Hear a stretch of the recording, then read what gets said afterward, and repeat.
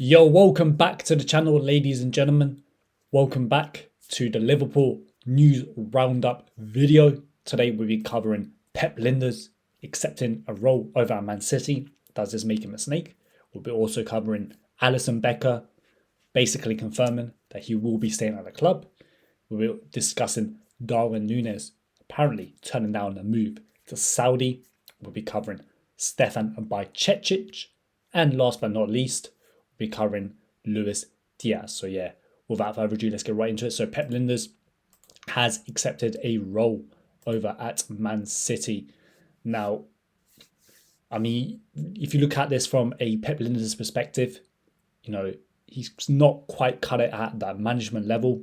He's never going to really make it as a manager, unfortunately. I think he's had a role at RB Salzburg and a role at another club. Salzburg, he really kind of went downhill.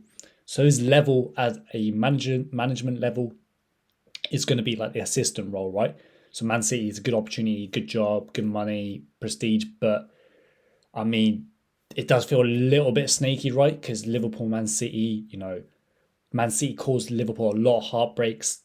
They're rivals. I mean, Klopp, he says he'll never manage another club in Europe. I mean, Pep Lijnders, he's a big name, right? So I'm sure you can get another job in like a different country. And to me, it does feel a little bit snaky maybe. I know some of you guys might disagree, which is fine, but when you're putting out quotes like this saying, look, it's when he left Liverpool, it's 10 years full of dedication. Always said it, I will finish with Jurgen. The moment I will not assist anyone else. That's the moment I will go and I will manage. That was always the case. Now he's set to join Manchester City. So yeah, obviously Pep Guardiola, he's a smart guy, he's a switched-on guy. He could probably see that Lijnders is going to help propel Man City. And he's never going to quite cut it at management level, but as an assistant manager role, he probably could do the job. And yeah, I mean, I'm not in love with the move personally. I don't think it's going to be a popular one with the Liverpool fans. So yeah. Next up, we got Darwin Nunez reportedly turned down an approach to Al Hilal. Liverpool will ask 55 million euros. Nunez' priority is staying in Europe. Personally, I think with the current striker market, it's very, very kind of tricky to get a top class striker in this kind of dynamic of this market. And I mean, there's not many top talented strikers, especially available. The ones available, they're asking crazy money, right? Salzburg are asking 90 million euros for Sesko, who scored 13 league goals. Hugo Etika, he's had one good season. They want 100 million euros. Osman, I mean, to me, that's a market opportunity, but seems like he's a bit of a loose cannon and maybe not a good kind of fit for the changing room, which is kind of put some top teams in Europe off, but I feel like he can really kind of put in the goals. Gokeres, there's links with him. But I think Nunez is just not going to work at Liverpool. I just think it's more of a mental thing. I don't know what it is. Like, I can see why Klopp really kind of like Nunez, the movement, the pace, the kind of work rate. There's a lot of really, really good attributes in there. And I just don't think it's going to work at Liverpool. His head seems to be gone. He seems to be kind of emotionally detached. You could kind of see towards the end of the season, he wasn't really putting in the effort during the games. But I think for a club in Europe, he's probably worth the gamble, right? If you get him for 35, 40, 45 million euros, pounds, I think for a club in Europe, that's worth the gamble. I think in a different environment, he could kind of work out because he does have some really, really good attributes. As I mentioned, the movement, the pace, being at the right moment. But yeah, hopefully Liverpool sell him. I think it's just best move for all parties. But if Liverpool can't bring in another striker and there's no one really available in the market, they might be forced to keep him. But I think for all parties, for everyone involved, it's best that he gets moved on, gets a fresh start.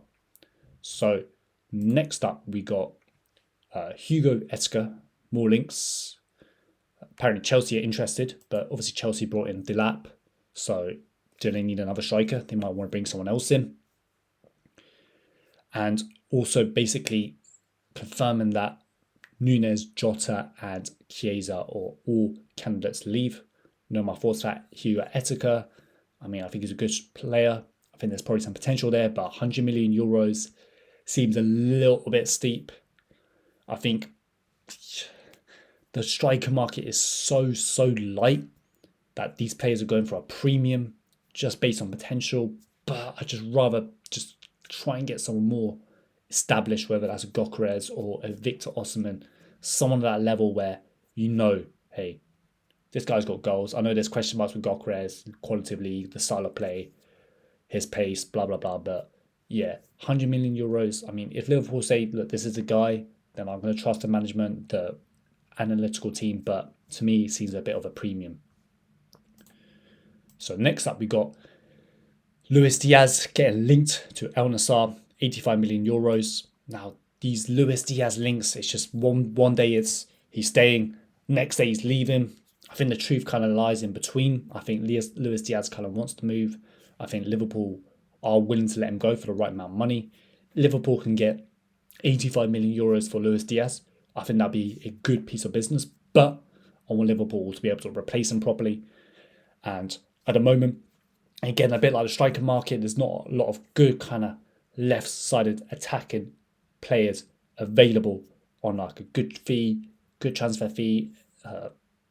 As proven as Luis Diaz. Like Luis Diaz is probably one of the best attackers in Europe. I know there's a section of fan base that don't rate him, but you could see he's a quality player. I see that he's a skillful player. He knows the team, he knows the club, he's fitted into the system. He can play multiple positions, whether that's a false nine in an emergency, left wing.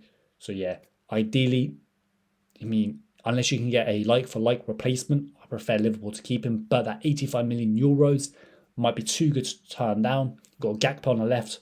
Wirtz could probably play there in an emergency. You could probably even play like Salah or Soboslai. Jota could probably play there as well. I think he used to be a left-sided forward at Wolves. So, Liverpool are not type options there. But I'll keep saying it, unless you can get a like-for-like replacement, and unless the fee is around this 85 million euros, I think you're better off keeping him. So next up, we got some good news here. We got Stefan Bajcetic has had an operation on his hamstring injury. Obviously, at one point, Stefan Bajcetic was a very, very kind of hyped up prospect, and a lot of people had a lot of high hopes for him. So did I. I still do have high hopes for him. I think he had quite a strong kind of loan at that Spanish club. I think it was Las Palmas. And the talk is Slot wants to see him in pre-season, but if he's coming back from a hamstring injury, he might not be available for pre-season, but I like to keep him around the squad. I think he has a role to play, and maybe he can fulfill his potential at Liverpool and be an important player in that squad. I think he can play multiple positions.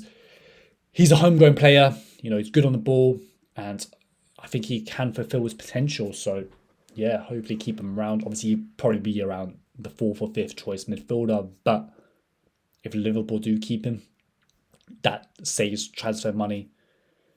Issue is with that midfield role, to get an upgrade on Gravenberch or McAllister, you have to bring in like an elite level talent, and there's not really that many midfielders in the world as good as Gravenberch and McAllister, right? So yeah, I think if I was Liverpool, I'd look to bring in kind of squad players who can rotate in, give Gravenberch a few games off, give McAllister a few games off.